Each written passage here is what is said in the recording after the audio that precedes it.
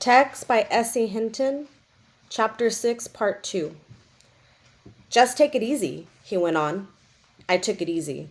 There didn't seem to be anything else to do. I wasn't scared. I didn't want him to shoot either one of us. But so far, he hadn't, and I tried keeping my mind on the road. Isn't this a little extreme? Mason said in his coolest voice.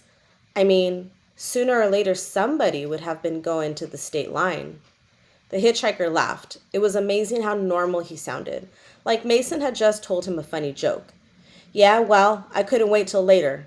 I got people looking for me. I could have been long gone by now, but I thought I had business. Yeah, he repeated. I had business to take care of. After a minute of quiet, he said, It's loaded, in case you're wondering. There was no doubt in my mind, I said firmly. I was trying to think of something to do. Run the truck into the ditch, speeding so a cop will stop us, but nothing seemed safe enough. I'll be up for murder one as it is now, the guy said. I didn't want him telling us too much. I figured the less we knew, the better. But he was in a talkative mood, and I wasn't in a position to say shut up. So I haven't got a thing to lose. Keep that in mind. Not that I like killing people. Both times it was a case of have to. I like to keep it that way. I'm beginning to see how some get to liking it, though. I can see that. I could see Mason's face in the rearview mirror. I was glad he wasn't driving. His freckles were standing out like 3D. You guys ever been in prison? Nope, I said. Well, I'm going to give you a piece of advice. Kill somebody as soon as you get there. Of course, if you're a big guy or old enough, just beat the crap out of somebody. But if you're young, kill somebody right off the bat. Then let them know you do it again. People will leave you alone then. That is the way to make high society in the joint. I was thinking about Pop being in prison. No wonder he never talked about it. Locked up with people like this. How did he ever stand it? I guess this isn't doing much for your ulcer, huh? I said to Mason. He managed something that passed for a grin and shook his head. Shut up and drive, cowboy, the hitchhiker said. He didn't want us to make a move. He didn't okay. We drove on through Garyville. The highway runs right through the outside of town. We drove past a dozen people who knew us. Kids hanging out in front of the car wash, sitting on their cars or in them. A bunch of people honked or waved at us. Somebody gonna think it's weird, a stranger in the car? The guy asked. No, Mason said and cleared his throat. We pick up hitchhikers all the time. I think we're going to give it up, though, I said, and the guy laughed his head off. I should have been gone a day ago. He started up his monologue again. If one person does all the talking, that's a monologue.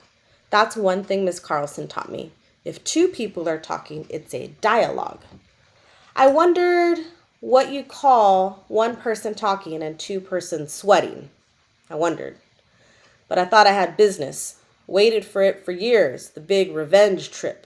And when it came right down to it, it was nothing. He was talking to himself, not us, like we didn't count. Like we were dead already.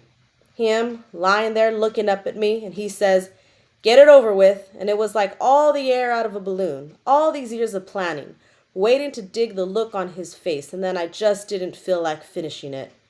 Not that I gave a damn about the son of a bitch. I was just too plain bored. And to think I could have been planning something constructive all this time, like the quickest way out of the country. A highway patrol car had been behind us for the last mile. I didn't know how to get Mason to glance in the rearview mirror without tipping off the hitchhiker. I increased the speed just a little, and the guy said, 1 mile an hour more and he's dead. Mason grunted as the gun was jammed into his ribs. I slowed down. And I know about Smokey too, so just stay cool. I swallowed a sigh and waited for the patrol car to pass us. I've never been driving the speed limit yet that a highway patrol car didn't scoot on by. But it just stayed behind us, a few car lengths behind us, probably just waiting for the chance to pass. We were on a 2-lane highway, going around bends and up hills. There wasn't a whole lot of chances to pass. I was getting fed up. I hate being nervous. It ain't a natural condition for me. If it'd been just me in the truck with the creep, I wouldn't have been so tense. But Mason was giving off tension like sound waves, and I could just imagine what was happening to his stomach. It really bothered me to know that he was scared. This might be my last day alive. It hadn't been exactly the most fun-filled so far. I said, I think he puts his lights on. The hitchhiker turned to look, but I put my foot on the brake and tried shoving it through the floor. I spun the steering wheel like it belonged to a boat instead of a car. The truck whirled around and slid like a panicked horse. It skidded across the road and teetered on the edge of the ditch for what seemed like an hour. Every single thing that had ever happened to me flashed across that windshield like a movie. It almost turned over, then rocked to a slanted standstill, half in the ditch. The hitchhiker slung open the door and leaped out before we stopped moving. Mason had reached out to brace himself on the dashboard, but changed his mind suddenly and got his head cracked good. I reached out with one arm to keep him from sliding out the door into the ditch. The hitchhiker grabbed his other arm to drag Mason out with him. Our eyes met for a second. I didn't look at the gun, but I knew it was pointed my way. Damned if he was going to get Mason out of that truck to use as a shield. Not if I could help it. He didn't shoot. I think he didn't want to waste the time or the bullets. He must have known he'd need all he had left of both. Already I heard the police shout a warning, heard the first crack of a pistol like a huge firecracker. I hauled at Mason's arm, determined to keep him inside. The hitchhiker let go and gave me a funny little cat grin before he disappeared back of the truck. All that happened in about 3 split seconds. Then Mason jerked me down across the seat with him. "You want to get shot?" he whispered hoarsely. I hadn't even thought about the police accidentally shooting us. The window of the open door shattered and disappeared. The firecrackers were bursting in uneven strings now. They didn't sound anything like hunting shots. We hugged the seat covers, and I thought this was probably what it was like to be in a war, wondering if I had a gun, would I climb out and join in? We lay there piled up, just moving enough to breathe, even after it was quiet. "You kids all right?" A policeman peered in the window. We sat up slowly, and after a second, we climbed out the door. There were about 3 highway patrol cars there, and 2 more cars that must have been unmarked cop cars, because they were full of police. The police radios were scratching and spitting like a den of angry cats. Sirens were going.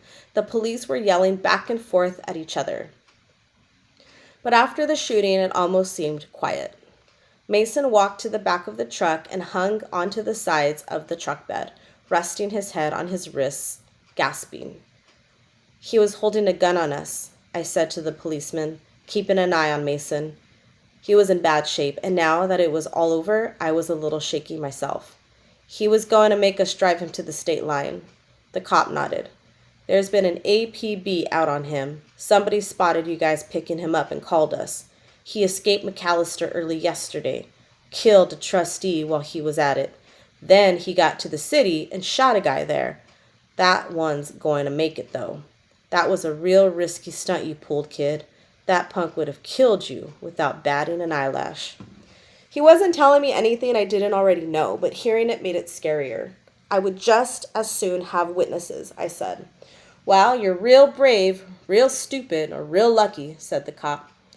"Yeah, I've been hearing that all my life," I told him. "Oh, geez," Mason groaned. He had straightened up and looked around just as a couple of highway patrol guys moved away, and you could see the hitchhiker laying there on the brown grass, not 4 feet away. There was a red stain on his Levi shirt and a bigger stain spreading on the grass under him. I started toward Mason. "Tex."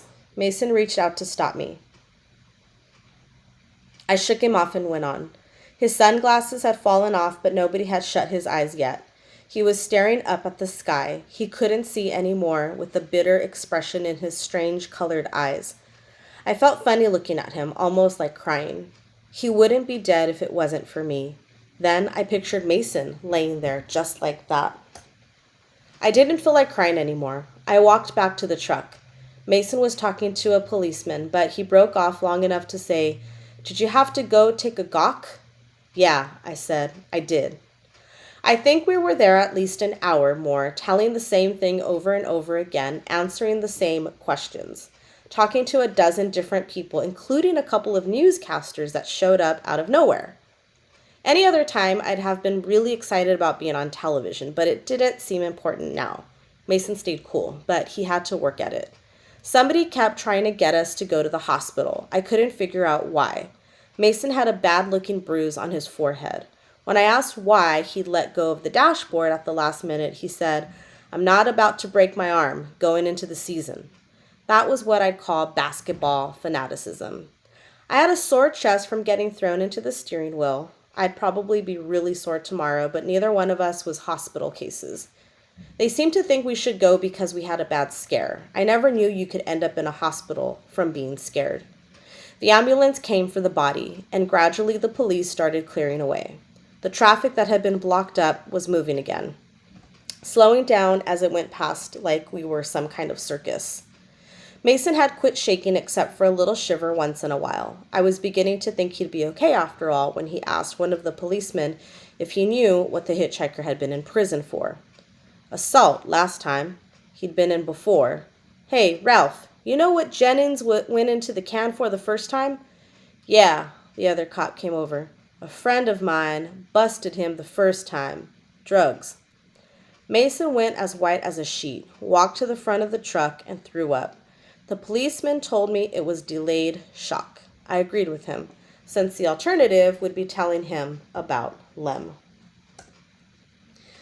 It was way after dark when we finally got headed home.